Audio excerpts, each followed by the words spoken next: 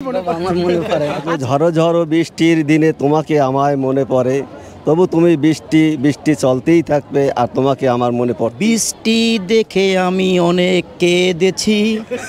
এতে এই মুহূর্তে তো মনে পড়ছে না ভাই। ইস্পাহানি মির্জাপুর বাংলাবিদের ষষ্ঠ বর্ষের আজকের যে প্রাথমিক বাছাই পর্ব অডিশন রাউন্ড সেটি কিন্তু শুরু হয়েছে বরিশাল বিভাগ থেকে। এখানে যারা দাঁড়িয়ে আছেন তাদের সবার পরিচয় হচ্ছে তারা একজন বাবা।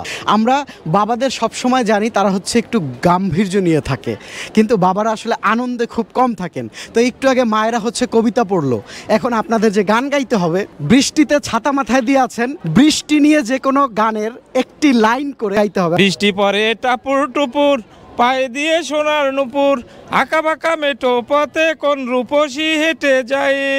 আই বৃষ্টি ঝেপে ধান দিব মেপে।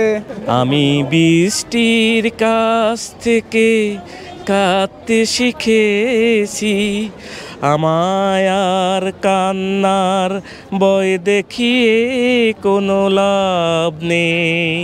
আমি গানের দুটো লাইন বলতে পারবো।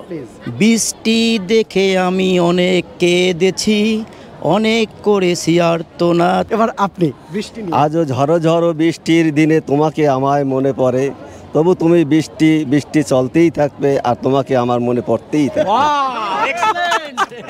আপনাদের এই অংশগ্রহণ অনেক সন্তানরা এই ভিডিওটা দেখবে, তারা মনে করবে যে বাবারাও আসলে দিন শেষে তাদের মনের মধ্যে একটু আনন্দ ভালো লাগা আছে। দুইজন বাবাই গান গেয়ে টিকে গেছেন।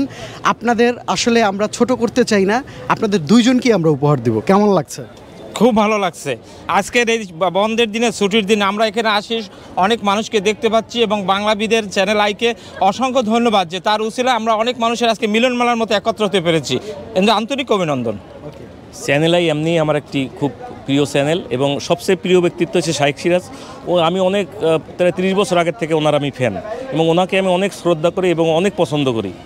আর তারপরে আমার সামনে আজকে চ্যানেলে উপস্থিত, এই জন্য আমি নিজেকে গর্ববোধ করতেছি যে তার সামনে দাঁড়িয়ে আমি কথা বলতে পারছি। আমার খুব ভালো লাগতেছে।